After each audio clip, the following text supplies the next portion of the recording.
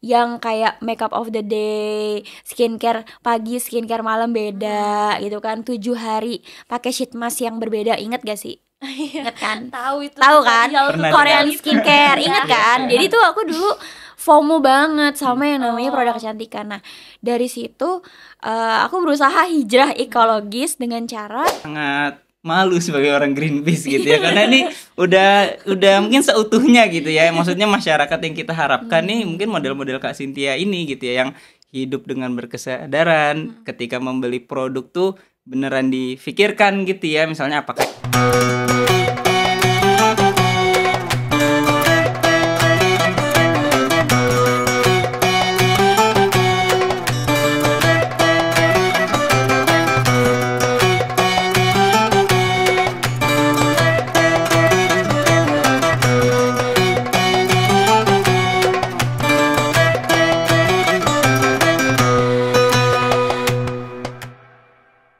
Assalamualaikum warahmatullahi wabarakatuh. Sobat lingkungan, selamat datang kembali di kajian Ummah for Earth. Program ini kita membahas isu lingkungan dalam pendekatan Quran dan hadis. Hari ini kita akan bahas soal hijrah ekologis. Bagaimana kita bisa meninggalkan kebiasaan yang merusak bumi menuju kehidupan yang lebih ramah lingkungan. Nah, kalau data dari Greenpeace Indonesia, 4,4 juta hektar lahan terbakar dalam 5 tahun terakhir. Dari 789.600 hektar mengalami kebakaran yang berulang. Nah, pertanyaannya, apakah kita hanya bisa diam atau ada jihad lingkungan yang bisa kita lakukan sehari-hari? Nah, untuk bahas ini lebih dalam, hari ini kita sudah bersama Kak Atta Rasadi dari Greenpeace Indonesia dan Mbak CS Lestari, Sustainability Advocate dari Life with Less. Mas Atta nih mungkin bisa memperkenalkan diri dulu ke Sobat Lingkungan. Kira-kira sekarang sedang aktif di isu apa sih? ya, salam kenal semuanya. Saya Atta dari Greenpeace Indonesia, perwakilan dari tim urban atau tim sosial ekonomi. Kita sekarang lagi banyak bahas soal isu-isu perkotaan, sosial ekonomi. Salah satunya mungkin yang kaitannya dengan tema pembahasan kita sekarang, soal sampah ya, soal sampah dan plastik sekali pakai dan bagaimana itu kaitannya dengan kehidupan masyarakat. Oh, oke. Nah, ini ada Mbak Lestari. Mungkin bisa sharing sedikit tentang Life with Less dan perjalanan Mbak Lestari ini di dunia sustainability. Mungkin bisa diceritakan. Oke. Halo semuanya, assalamualaikum warahmatullahi wabarakatuh. Mas Waalaikumsalam. Atta, Waalaikumsalam. Ustazah juga. Salam kenal, aku Cynthia, aku founder dari Life with Less dan bersalin silang dari tahun 2018 lah ya. 2018, terus mulai kenal dan mulai peduli sama lingkungan itu sekitar tahun 2019-an sampai dengan sekarang. Terus belajarnya sih hijrah ekologisnya itu terus berjalan ya sampai sekarang Oke. gitu. Nah, kita langsung ngomongin nih ke hijrah ekologisnya. Jadi kalau misalnya kita ngomongin hijrah itu kan bukan hanya berpindah ya. Kata hijrah itu sering banget kita omongin kalau ngomongin tahun. Hijriyah itu asalnya dari Iya. hijrah. Ya, Itu sejarahnya itu kan perpindahan Rasulullah itu dari Mekah ke Madinah. Nah, jadi tapi hijrah itu nggak sekedar hanya pindah aja, tapi dia ada suatu kebermanfaatannya itu pindah dan itu menyebabkan Islam lebih baik ke depannya. Oke, jadi kalau dalam konteks lingkungan, hijrah ekologis itu berarti kita merubah kebiasaan yang kita buat ternyata merusak bumi menuju kebiasaan yang lebih ramah terhadap bumi gitu. Nah, kalau ada kaidah usul fiqh itu nyebutin malayudraku kuluhu layutraku kuluhu. Jadi kalau misalnya ada yang nggak bisa kita total semuanya kita lakuin, kita bisa sebagian tuh ngelakuinnya gitu. Nah, ini jadi berpindah kita itu bisa nih kan kayak Kak Lestari nih kan dari hal-hal yang kecil nih ya. Dari hal-hal yang kecil kita nggak bisa kan hijrah itu langsung kemudian kita ada isu climate change nih, panas banget, kita nggak bisa langsung ubah itu. Tapi kita bisa sebagian. Jadi kita mencoba untuk sedikit-sedikit. Nah, ini kan cocok banget sama apa yang dibawa oleh Kak Lestari ini kan, Life with Less gitu kan. Mungkin aku mau ada tanya-tanya nih soal kebiasaan kakak yang sudah dibangun nih, apalagi lewat kampanyenya kan Life with Less gitu. Nah, gimana sih apa namanya, contoh konkret nih dari apa yang dilakukan Kak Cynthia itu, biar teman-teman sobat lingkungan bisa tahu gitu. Mungkin sebelumnya sebagai background mungkin cerita dulu kali Oke, ya, boleh. kenapa akhirnya bawain Live It Last, atau biasanya aku nyingkat sih LWL karena susah ya ngomongnya, jadi LWL biasanya aku nyingkatnya. Sebenarnya kalau LWL sendiri itu kan dia nafasnya itu awalnya adalah gaya hidup minimalis. Jadi di tahun 2018 jujur aja aku tuh kayak alien karena nggak ada yang ngomong di Indonesia soal minimalism gitu. Tapi udah banyak orang-orang yang ngomongin soal zero waste, sustainable living, itu tuh udah banyak. Cuman waktu itu aku belum ngerti lah pada saat itu gitu ya.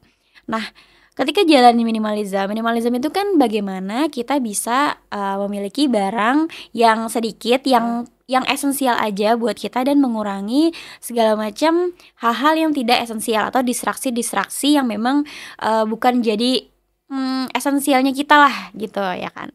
Nah, ketika jalanin itu ternyata ada pelajaran penting yang aku dapat. Salah satunya adalah bagaimana melihat suatu benda atau bagaimana kita melihat kepemilikan gitu. Kayak setiap apa yang kita miliki ternyata adalah sebuah tanggung jawab. Itu adalah hal pertama yang aku sadari pada saat jalanin atau punya Live It Last gitu ya. Oh, ternyata apa yang kita punya ini adalah sebuah tanggung jawab yang ternyata yang tadinya aku kira tanggung jawabnya cuman ya udah kita abis kita beli gitu kan, kita pakai gitu, selesai. Tapi ternyata enggak sampai situ gitu. Tanggung jawabnya tuh panjang banget gitu ya. Ketika kita memiliki barang, tanggung jawabnya itu adalah tanggung jawab pakai, tanggung jawab simpan, tanggung jawab rawat, tanggung jawab mungkin protect dia, terus tanggung jawab pasca konsumsinya, even pada saat dia rusak mungkin, atau pada saat kita perlu mengganti dia gitu. Kalau misalkan udah manfaat pakainya udah selesai gitu kan.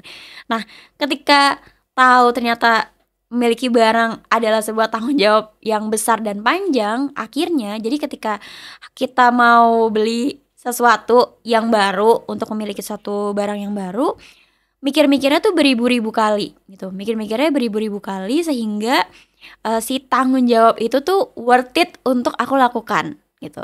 Dan dalam proses memikirkan segala macam filter sebelum membeli barang gitu ya, ternyata pelan-pelan aku juga sadar kalau memiliki barang itu bukan hanya sekedar lucu atau bagus aja gitu untuk aku pertanggungjawabkan. Ya gak sih, untuk sesuatu yang dipertanggungjawabkan besar dan panjang, nggak worth it kalau cuman sekedar barang itu dimiliki hanya karena dia lucu atau hanya karena dia tren doang gitu. Harus ada alasan yang valuable untuk dimiliki. Dan aku mencari tahu, aku berusaha menggali apa aja sih sebenarnya kriteria pembelian aku yang bisa bikin suatu barang ini worth it untuk ditanggung jawabin gitu.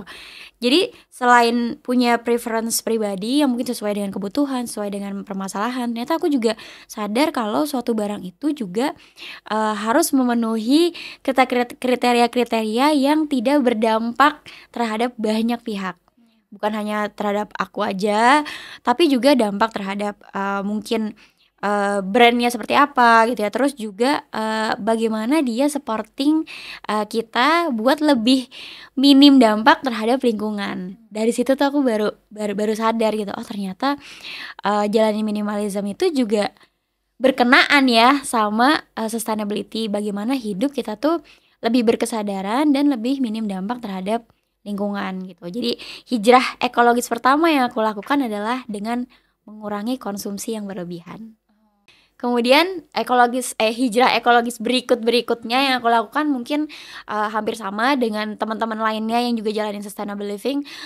I did pilah sampah ya kan. Sebenarnya awalnya nggak pilah sampah dulu, tapi ngabisin produk yang udah aku beli karena sebagai bentuk rasa tanggung jawab. Jadi makanya di Live It Last ada kampanye namanya pakai sampai habis kan.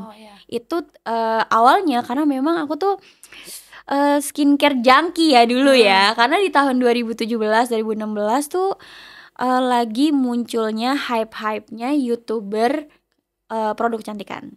Yang kayak makeup of the day, skincare pagi, skincare malam beda gitu kan. 7 hari pakai sheet mask yang berbeda, inget gak sih? Ingat kan? Tahu itu. Tahu kan? tutorial Pernah Korean gitu. skincare, Iya. ingat kan? Jadi tuh aku dulu FOMO banget sama yang namanya Oh. produk kecantikan. Nah, dari situ aku berusaha hijrah ekologis dengan cara ngerem pembelian yang pertama, yang kedua adalah berusaha memakai sampai habis dulu produk kecantikan yang aku punya sebelum beli lagi. Gitu. Dan kalau udah dipertanggungjawabkan pasca konsumsinya dengan dipilah dan baru aku cari ini yang bisa daur ulang tuh siapa gitu. Jadi waktu itu belum milah sampah semua, tapi udah milah sampah empties dulu. Itu mungkin ya yang cukup konkret yang aku lakukan di awal-awal aku mulai jalanin sustainable living. Oke. Keren banget sih, Kak. Keren Gitu. Jadi kalau beli skincare sih sampai habis baru beli dulu Iya. beli lagi gitu Iya. ya. Nah, ini nyambung ke Mas Atta nih. Nah, Mas Atta gimana nih untuk dari tanggapan yang diceritain ini ke Kak Cynthia sama ini ngomongin hijrah ekologis. Iya. Dari perspektif Mas Atta. Kalau dari aku sebenarnya dengar jawabannya Kak Cynthia ya, ini sangat malu sebagai orang Greenpeace gitu ya, karena ini udah mungkin seutuhnya gitu ya. Maksudnya masyarakat yang kita harapkan nih mungkin model-model Kak Cynthia ini gitu ya, yang hidup dengan berkesadaran, ketika membeli produk tuh beneran difikirkan gitu ya, misalnya apakah ini akan dipakai sampai habis, ini nanti saya merawatnya seperti apa, bahkan pasca konsumsinya. Itu kan yang juga sekarang jadi permasalahan, misalnya di isu sampah. Kadang kita oh iya buang sampah pada tempatnya gitu, tapi ternyata tidak cukup lagi sampai di situ sekarang gitu, karena misalnya TPA kita overload, bahkan di tahun kemarin banyak yang kebakaran gitu ya. Jadi saya sangat belajar gitu ya dari penjelasan gitu, dan inspire gitu ya, harapannya bisa saya terapkan juga gitu dalam kehidupan sehari-hari. Lalu mungkin menanggapi sedikit kaitannya dengan tadi yang dijelaskan sebelumnya ya, soal usul fikih, walaupun aku nggak mempelajari gitu, tapi jangan-jangan aku sudah menjalani ini tanpa mempelajarinya gitu ya. Maksudnya yang bikin aku tertarik adalah ya kalau misalnya kita tidak bisa semua, ambil sebagian yang baik gitu kan, kurang lebih gitu ya. Begitupun sebenarnya apa yang kita sampaikan juga gitu kepada kawan-kawan, kepada masyarakat, bahkan kepada teman-teman kita gitu ya. Ya kita menjalani dulu apa yang kita bisa. Misalnya di isu sampah gitu ya, mungkin ada orang yang bisa memulai dengan bawa tumbler sendiri dulu gitu ya. Ada yang memang sudah lebih advance memilah sampah, terus sampah-sampah pilahannya disetor ke bank sampah gitu ya. Lalu bahkan ada yang misalnya sudah memulai composting di rumah gitu ya. Dan aku pribadi pun di keluarga juga secara bertahap gitu melakukan itu ya. Sudah mulai milah, sudah mulai composting walaupun masih kadang gagal gitu ya. Gitu, tapi artinya adalah kita sebagai masyarakat itu jangan menganggap wah ini berat gitu. Memang kalau dilihat keseluruhan gitu kayak tadi yang Kak Cynthia ceritakan mungkin kelihatan berat gitu. Tapi kan kalau kita mulai satu-satu dari apa yang kita bisa, dan di banyak sektor ya, tadi misalnya hanya di sektor sampah. Kalau misalnya kita bicara sektor transportasi gitu ya. Oke, aku akan pakai kendaraan umum gitu ya, transportasi umum. Oh, tapi misalnya belum bisa.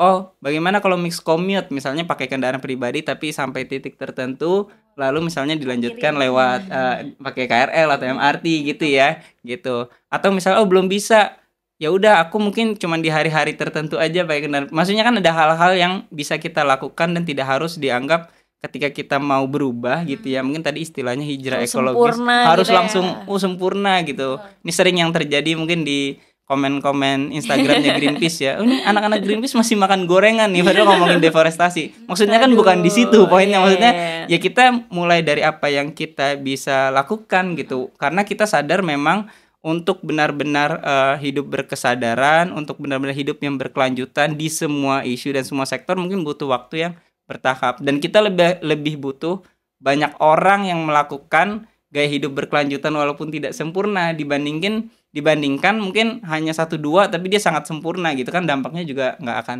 terlalu terasa gitu ya. Ada nih kalau kata-kata di Instagram itu bilang kayak gini, apa yang kita lihat kita sukai jangan sampai kita nggak harus kita miliki. Berat ya. Kataku kepada Shopee. Belum di check out ya, masuk aja dulu. Sama satu lagi. Jadi sekarang kalau ngeliat barang lucu bukannya dibeli tapi diketawain. Kalau aku sendiri kalau mau beli itu mikirnya 3 bulan setelah aku ada niat aku butuh lagi nggak. Nah baru kalau misalnya aku masih butuh dalam 3 bulan itu, benar-benar rentang 3 bulan aku beli. Iya Kalau iya iya. benar-benar butuh gitu. Karena kalau ternyata butuh masih kepikiran Iya, biasanya iya. kayaknya pengen nih. Tapi kalau cuman pengen biasanya mungkin seminggu juga hilang Iya. gitu ya. Sebenarnya itu tuh kayak jelasin bedanya kebutuhan dan keinginan sih. Karena kalau kebutuhan itu dia harus cepat, karena sifatnya urgent. Jadi kalau kita mau tahu ini sebenarnya butuh atau ingin, kalau misalkan butuh dia harus dimiliki segera gitu. Tapi kalau ingin itu kan tidak terbatas. Jadi kapan aja bisa, mau model A, model B, model C bisa, nggak harus sekarang pun bisa. Itu yang perlu mungkin dikaji ulang. Nah ini kan kayak kita kan masih di bulan Ramadan ya. Dan di bulan Ramadan itu kan kita disuruh untuk menahan nafsu. Nah itu dia nafsu kok. Pemborosan itu yang harus kita sebenarnya juga evaluasi di bulan Ramadan ini. Nah kita kembali ke hijrah ekologis. Strategi apa nih dalam melakukan edukasi yang dilakukan Greenpeace untuk saat ini? Ya kalau Greenpeace mungkin ada beberapa pendekatan gitu ya. Kalau yang kaitannya dengan edukasi misalnya, kami juga beberapa kali misalnya main ke kampus-kampus, ke sekolah-sekolah, diskusi baik melalui undangan atau memang kegiatan relawan kami di sana gitu. Karena harapannya sebenarnya anak-anak muda ini yang kita berharap bahwa mereka punya kesadaran lebih gitu terkait lingkungan kita gitu, terkait climate crisis. Karena kalaupun masa depan kita tidak lebih baik, yang paling merasakan dampaknya kan tentu mereka ya gitu ya. Jadi memang target edukasi ke sekolah gitu ya, ke kampus-kampus itu masih jadi salah satu pilihan yang kami lakukan sebagai organisasi kampanye. Tapi memang tidak berhenti sampai di situ, ada kerja-kerja lain, misalnya kerja-kerja advokasi gitu ya, yang kaitannya dengan kebijakan, dengan peraturan. Misalnya kalau di isu sampah, salah satunya kita juga memantau pelaksanaan peraturan peta jalan pengurangan sampah oleh produsen. Ini yang mungkin sudah kami gaungkan beberapa tahun terakhir, tapi masih juga banyak masyarakat yang mungkin belum aware bahwa sebenarnya ketika kita bicara masalah sampah, itu tidak hanya ada tanggung jawab pada masyarakat atau individu atau rumah tangga atau konsumen gitu ya, tapi ada tanggung jawab pihak-pihak yang lebih punya kekuatan, lebih punya pengaruh seperti para produsen, seperti pemerintah gitu ya. Bahkan sekarang sudah ada peraturannya misalnya untuk para produsen ini mengurangi sampah dari produk yang mereka hasilkan gitu ya sebesar 30% dalam 10 tahun, walaupun sekarang sudah berjalan setengahnya ya, jadi sampai tahun 2030 gitu. Jadi kita mendorong juga produsen-produsen misalnya FMCGs gitu ya, produk-produk kebutuhan sehari-hari untuk mulai memikirkan gitu. Karena kan kadang-kadang tadi misalnya kita bicara soal pemilahan sampah, kadang kita sudah mulai memilah gitu ya, tapi ternyata kalau kita sadari ada jenis-jenis sampah yang sebenarnya tidak semudah itu juga untuk didaur ulang gitu ya, yang nilainya secara ekonomi sangat rendah. Misalnya kita bicara sampah-sampah saset gitu ya, dia kan multi layer gitu ya, dan mungkin kalau coba ngobrol ke kawan-kawan pemulung juga nggak laku gitu sama-sama saset gitu. Jadi mahal. Kadang kita di rumah udah berusaha bersihin, kita keringin, terus kita pilah gitu, tapi ternyata dia sangat rendah gitu ya. Nah ini kan sebenarnya jadi nggak hanya ada di pihak konsumen dan rumah tangga gitu ya. Oke, kita mulai berkesadaran, oke kita mulai memilah, tapi di sisi lain kan yuk produsen jangan cekokin kita dengan barang-barang yang sekali pakai dan materialnya problematik gitu. Karena kan kebutuhan atau gaya hidup kita yang sangat instan ini salah satunya juga dibentuk dari ya gempuran industri yang akhirnya ya udah kita terbiasa ini lebih gampang, lebih mudah, instan, padahal sebenarnya dampak lingkungannya sangat besar. Nah, tadi kan kita ngomongin Greenpeace. Nah, aku udah kepoin soal LWL ya tentang LWL ini. Tapi ternyata bukan LWL aja ya, Kak. Ada namanya apa? Bersaling silang di Instagram ya. Aku udah kepoin kalau dia ada diskusi-diskusinya. Iya nggak? Nah, kalau boleh apa sih yang melatar belakangi sampai ada komunitas lain nih yang bersaling silang? Boleh ceritain juga nih selain LWL. Oke. Jadi sebenarnya kalau LWL itu kan tadi satu komunitas, satu media yang emang ngomongin soal gaya hidup minimalis, gaya hidup bijak berkonsumsi, gaya hidup lebih berkesadaran terhadap lingkungan, terhadap mental gitu ya. Nah kalau bersaling silang ini nih lahirnya cukup unik karena dia lahir dari keresahan dan pengalaman kami gitu ya, yang menjalani di komunitas ini. Dimana kita kan selalu ngajakin orang untuk kurangin barangnya, ya nggak sih? Pilah barangnya, decluttering gitu ya. Terus muncul pertanyaan gitu, kalau udah dipilah-pilah, itu barang dikemanain? Gitu kan? Iya kan? Relate kan? Iya kan? Solusinya langsung. Iya. Jadi itu barang dikemanain gitu ya kalau udah dipilah-pilah, karena saking benar tadi nyambung ya ke Mas Hatta bilang, saking kita itu udah digempur setiap hari sama fast production, konsumennya jadi fast consumption. And fast consumption sama dengan fast production sama dengan fast consumption, dan itu banyak banget berdampak kepada banyak faktor gitu, banyak sektor dalam diri kita. Selain ke dampak lingkungan, ke dampaknya ke mental juga. Terus ke dampak ke ruang spasial, itu ruang yang emang kita punya. Jadi lebih sempit, jadi lebih sumpek gitu ya. Kalau udah lebih sumpek, kita jadi nggak betah di rumah, sering hangout, larinya ke dampak finansial. Kalau udah dampak finansial, kalau udah kecanduan, larinya ke utang. Jadi sebenarnya fast production ini itu membuat orang-orang tuh jadi punya mental penimbun gitu kalau kita bilangnya. Nah, balik lagi ke bersalin silang ya. Dia lahir sebagai solusi buat komunitas kita tadinya untuk menyalurkan barang-barang hasil decluttering. Jadi mereka bisa jual, mereka bisa beli, mereka bisa nyari barang bekas di satu Telegram grup gitu. Sama mereka juga bisa adopsi barang bekas orang lain yang mungkin udah gak dibutuhin lagi gitu. Jadi itu tuh jadi grup solutif lah buat member-member kita, sekaligus ruang diskusi juga. Nah, setelah pandemi, kita tuh pengen ketemu nih sama orang-orang yang gabung di Telegram kita, karena lumayan banget, kayak udah 7.500-an orang. Banyak banget. Jadi kita bikinlah bersalin silang ini ke dalam sebuah event offline gitu, event offline yang punya value sustainability gitu ya, supporting sustainability dan juga mengurangi overkonsumsi di Indonesia. Jadi kita bikin bersalin silang ini konsepnya tukeran barang bekas, layak pakai dan gratis sesama pengunjung. Jadi tidak ada penjualan, bukan pre-love market, tapi itu tukeran pure gitu, beneran kamu bawa barang bekas, kita kurasi, kamu bisa adopsi barang bekas orang lain sesuai dengan jumlah barang bekas yang memang lolos kurasi gitu. Menarik banget nih. Mungkin mau ikutan? Udah banyak ternyata.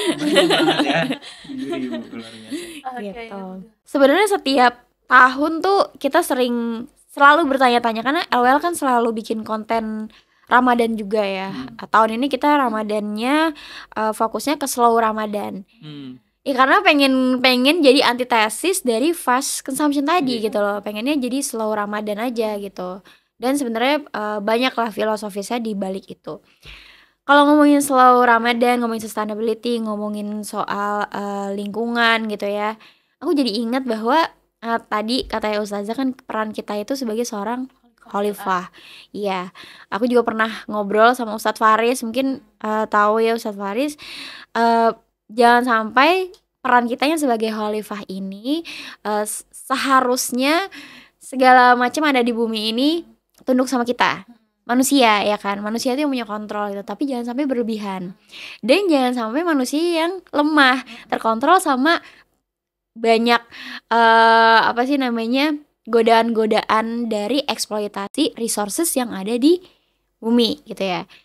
Nah, berkenaan dengan itu, kita tahu kan ada hablum minallah, ada hablum minanas, ya nggak sih? Tapi kalau ke alam sendiri, itu tuh ada nggak sih Ustazah kayak term yang tepat lah, term yang tepat atau mungkin dibahas, dikaji dalam Islam gitu ya, yang menjadi tanggung jawab kita gitu loh untuk hidup berdampingan dan meminimalisir dampak terhadap alam ini.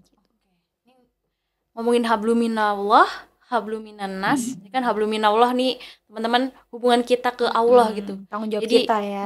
Jadi keimanan, jadi jatuhnya kita ke atas gitu. Nah kalau habluminannas kita ke samping, jadi ke sesama manusia gitu. Jadi kita juga punya tanggung jawab kepada manusia. Nah ini ada satu lagi, ini namanya habluminal alam. Pernah dengar rahmatanil alamin? Pernah. Nah, Islam itu kan agama rahmatanil alamin gitu kan. Kalau sering dengar ceramah ngomongin rahmatanil alamin, itu ada alamnya kan di situ. Jadi Islam itu agama yang rahmatan lil alamin, memberi kebermanfaatan pada alam. Nah, kalau termnya sebenarnya sudah ada hablum minallah, hablum minanas, hablum minal alam. Jadi tanggung jawab kita kepada alam. Nah, kalau misalnya kita kembali ke kaidah usul fikih, ada namanya lima la yatimul wajib ila bihi bahwal wajib. Jadi apa yang segala sesuatu yang merupakan kewajiban, yang untuk menyempurnakan kewajiban itu, maka ya hal-hal yang menjadi syarat untuk tersempurnanya kewajiban itu jadi wajib. Kalau misalnya kita sholat, syaratnya apa? Wudu. Wudu pakai apa? Air. Air adalah hal yang wajib disediakan. Jadi wajib harus ada. Jadi kalau masjid nggak ada tempat wudunya, nah itu aneh. Okay.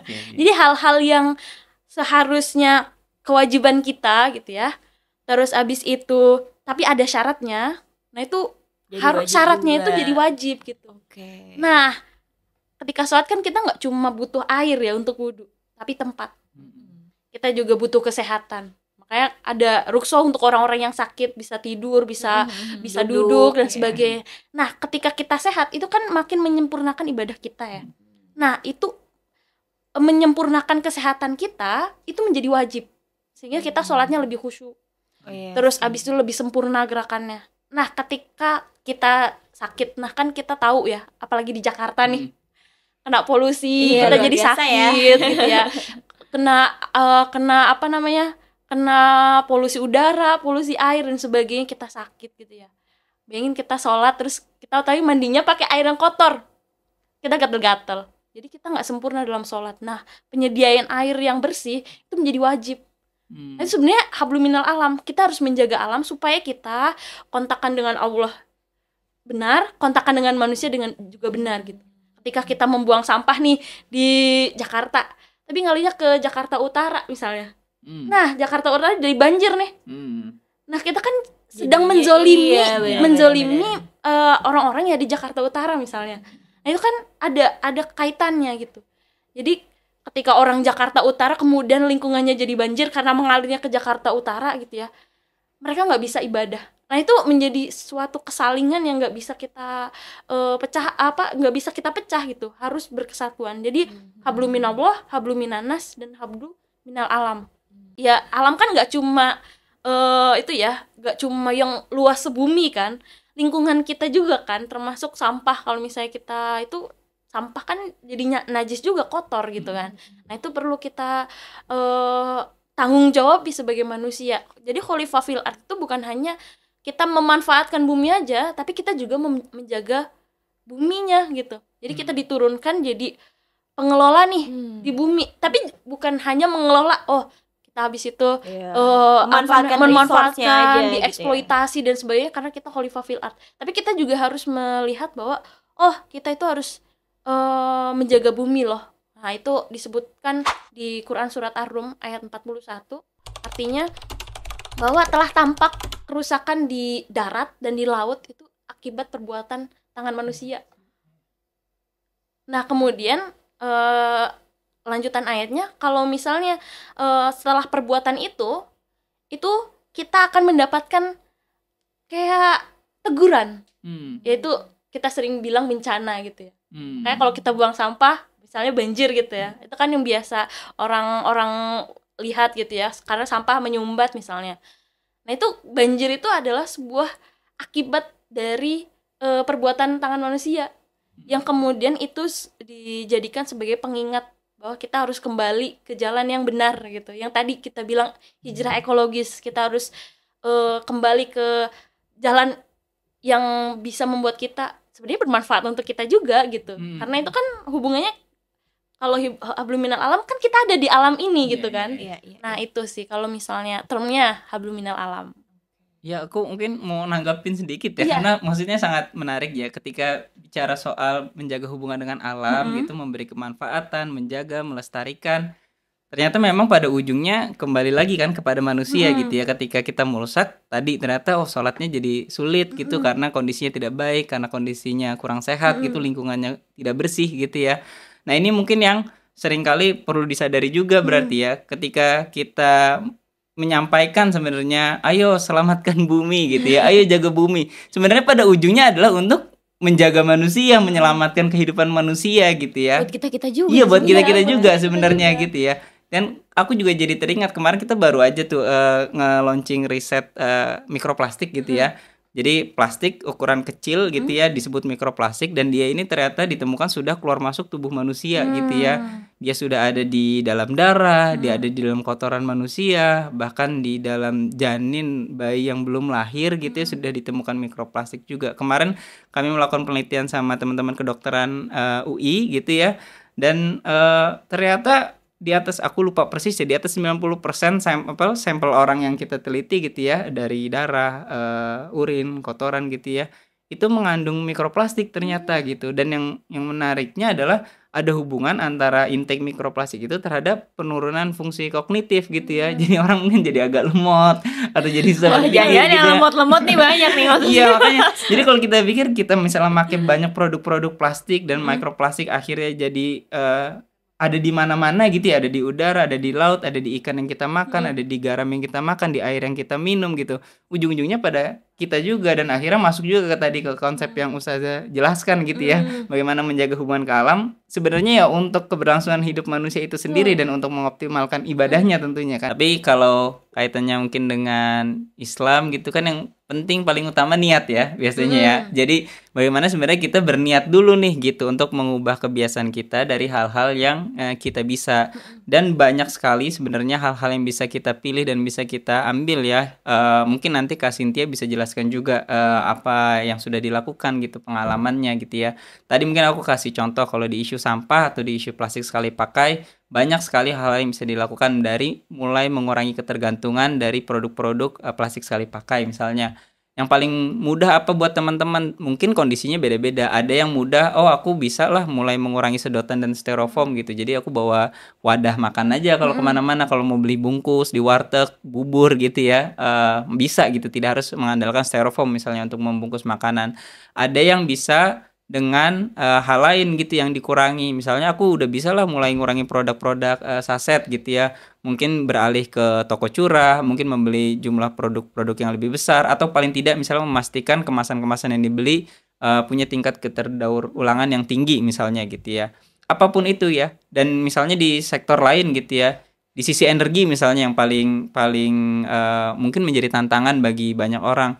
Oh gimana nih, kan kita energinya juga masih sangat bergantung dari PLTU gitu yang sumber energinya kotor dari batu bara. Belum bisa masang solar panel sendiri gitu di rumah, panel surya sendiri di rumah gitu ya.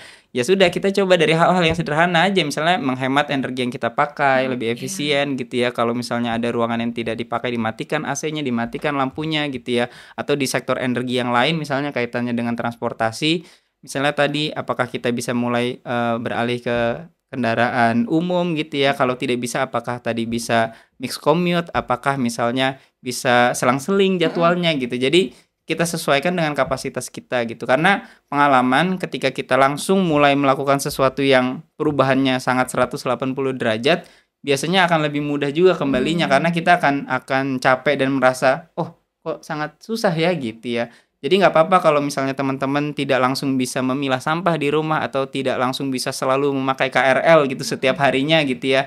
Tapi ada hal-hal lain yang sudah mulai dilakukan. Yang paling penting itu niat tentu ya. Dan yang kedua, kalau pengalaman kami tentu bergabung dengan komunitas-komunitas yang sangat banyak sekarang jumlahnya gitu ya. Baik yang mungkin lewat NGO, baik yang lewat komunitas-komunitas gaya hidup gitu ya. Ini bisa membantu kita juga untuk mengingatkan bahwa oh kita tidak sendirian gitu ya melakukan ini gitu ya. Kan kadang-kadang ada yang kalau beli makanan selalu pakai rantang gitu ya, terus dia merasa aneh, kok teman-teman gue nggak ada yang melakukan ini gitu ya. Ya nggak apa-apa, cari teman baru aja yang mulai melakukan itu juga gitu. Jadi kita merasa dapat dukungan gitu, merasa dapat support gitu, dan kita diskusi, tukar pikiran, jadinya ya kita sama-sama lah berubah ke arah yang lebih baik. Karena tadi yang aku ulangi, kita lebih butuh banyak orang yang melakukan hal-hal yang tidak sempurna tapi gaya hidup yang berkelanjutan, daripada mungkin ada orang-orang yang melakukan gaya hidup berkelanjutan yang sangat sempurna tapi jumlahnya hanya sedikit gitu. Nah, ini ngomongin komunitas kan sangat berpengaruh menurut Mas Atta. Nah, ini gimana nih dari pandangan Kak Cynthia? Dari komunitas juga kan, gimana cara Iya. berlomba-lomba nih dalam kebaikan lewat komunitas Kak Cynthia? Jadi mungkin sebelum ke situ aku mau menanggapi dulu yang amal jariah tadi ya. Oke, ya. Karena menarik banget. Jadi banyak orang kalau kasusnya di perspektif komunitasku ya, banyak orang yang mungkin masih bingung kayak kalau misalkan kita remind mereka buat jangan beli berlebihan gitu kan ya, gak usah ikut-ikutan tren gitu ya. Terus mereka tuh suka kayak ini kan duit gue gitu kan. Iya sebel kan, makanya kayak ini kan duit ya duit sendiri, asalkan nggak pakai duit orang lain ya nggak apa-apa dong gitu ya. Tapi sebenarnya ya yang menurut aku mungkin mereka luput gitu ya untuk tidak dipikirin adalah iya sih belinya dari duit sendiri, tapi kan itu pengolahan sampahnya dilakukan bersama. Jadi sebenarnya apapun yang kalian konsumsi itu nggak bisa tentang kalian aja gitu. Kalau udah ngomongin konsumsi itu melibatkan banyak orang. Karena konsumsinya kan nggak datang dengan misalkan beli lipstick ya, itu kan nggak datang dengan si pewarna lipstiknya doang, ada cangkangnya, ada bubble wrapnya mungkin ya, ada dusnya, ada thank you cardnya lah, apa segala macam. Nah itu kalau misalkan dia pilih sampah, kalau misalkan enggak dilarin ke TPA, jatuhnya kan jadinya juga apa ya, jadinya punya dampak yang lebih banyak ke banyak orang. Jadi bukan ketika kita membeli sesuatu tuh bukan urusan kita pribadi gitu sebenarnya, tapi itu melibatkan banyak orang gitu. So jangan egois gitu aja sih. Karena berkenaan dengan amal jariah, konsumsimu tuh juga berdampak kayak rantai gitu loh, kayak rantai yang bisa berdampak ke banyak orang gitu dan seterusnya. Terus juga ngomongin soal tadi ya, kalau ngomongin tentang hijrah ekologis, sebenarnya itu bukan cuman klise aja, tapi kan juga sebenarnya tujuannya buat manusia itu sendiri ya. Dan yang lebih buat teman-teman pikirin lagi adalah ketika kita hidup sekarang di bumi, kita tuh kan cuma numpang ya, cuman sementara ya nggak sih. Jadi apapun yang kita lakukan saat ini, mau kita merusak bumi, mau buang sembarangan, mau mungkin kayak belum mau mulai gitu ya, itu tuh dampaknya ke anak kita sama cucu-cucu kita gitu. Jadi jangan egois hidup saat ini seenak-enaknya karena merasa punya uang gitu ya, dan kita bisa ya udah ini kan tanggung jawabnya siapa, lempar tanggung jawab segala macam, tapi ujung-ujungnya jadinya anak cucu kita yang terdampak gitu. Terus kalau tadi pertanyaannya gimana caranya biar menyebarkan inilah ya semangat jalanin mulai sustainable living lewat komunitas. Kalau di LWL sendiri yang kita lakuin sih jadi reminder kali ya. Jadi reminder di sosial media setiap hari gitu kan lewat konten-konten kita, karena aku percaya obat itu harus ada di mana lukanya itu ada gitu kan, dan lukanya ini kan adanya di sosial media gitu ya. Banyak konsumsi yang di drive sama tren sosial media, jadi kita berusaha menjadi penawar, berusaha menjadi kayak perspektif baru yang mungkin teman-teman bisa look up gitu kan di sosial media itu juga gitu. Sehingga mungkin kalau misalkan scrolling nemu buy now cry later gitu ya, tapi begitu scroll lagi ada konten kita gitu yang ngingetin bukan buy now cry later tapi rethink before you buy gitu. Terus selain itu mungkin melengkapi dari Mas Atta tadi, selain kita coba untuk ngelakuin apa yang kita bisa dulu, yang kedua adalah jangan malu untuk disuarakan. Karena menurut aku di zaman kita hidup sosial media sekarang gitu ya, suara kita tuh bisa jadi sangat berpengaruh buat orang lain, entah satu entah dua orang gitu kan ya. Jadi jangan khawatir kalau yang nonton konten kamu tuh mungkin cuma 200 orang, bukan 10.000 orang gitu ya. Nggak FYP gitu ya. Tapi bisa jadi yang 200 orang itu ada satu atau dua yang emang tergerak gitu buat jalan. Jadi jangan malu untuk disuarakan seberapapun views yang kalian dapat di sosial media gitu loh, karena itu tadi kita nggak akan pernah tahu orang itu berubah dapat turning pointnya dari konten siapa gitu, bisa jadi dari konten kita, bisa jadi itu jadi amal jariah. Seru ya kalau ngomongin MBG ya. Kalau ngomongin kebijakan pemerintah emang akhir-akhir ini emang kayak seru banget sih, rame banget. Ada aja gebrakannya tiap hari ya. Ada aja kan. Iya, bangun tidur tuh kayak kaget mulu gitu loh. Kok ada apa ya? Ada lagi gitu kan. Nah, atau nih tips aku nih, kalau misalnya mau beli takjil 15 menit sebelum buka. Jadi kita udah kayak apa ya, udah beli satu aja. Udah keburu buka gitu. Bisa. Jadi sama kita udah lemes banget Itu lebih ke ilmu mepet ya Kak. Ilmu mepet yang ada aja lah, udah dikit. Jangan belanja pada saat kita lagi keadaan yang sangat lapar. Kalau bisa di jam-jam segini itu kita udah mikirin mau makan apa. Nanti di buka puasa. Jadi jangan dipikirinnya itu jam 4, jam 5 sore. Karena itu di jam kita tuh lagi lapar-laparnya, perut keroncongan gitu loh. Kan Rasul juga berbuka puasa ya kurma aja dan air putih gitu kan ya. Maksudnya berbukanya dengan kurma gitu, bukan dengan yang manis gitu ya. Kalau yang dengan yang manis akhirnya terjemahannya bisa banyak nih, bisa kolak gitu ya, bisa kue sus gitu ya, bisa macam-macam. Iya gitu ya. Padahal sebenarnya iklan loh Kak. iya makanya itu kan jadi nge-twist ya, maksudnya orang-orang jadi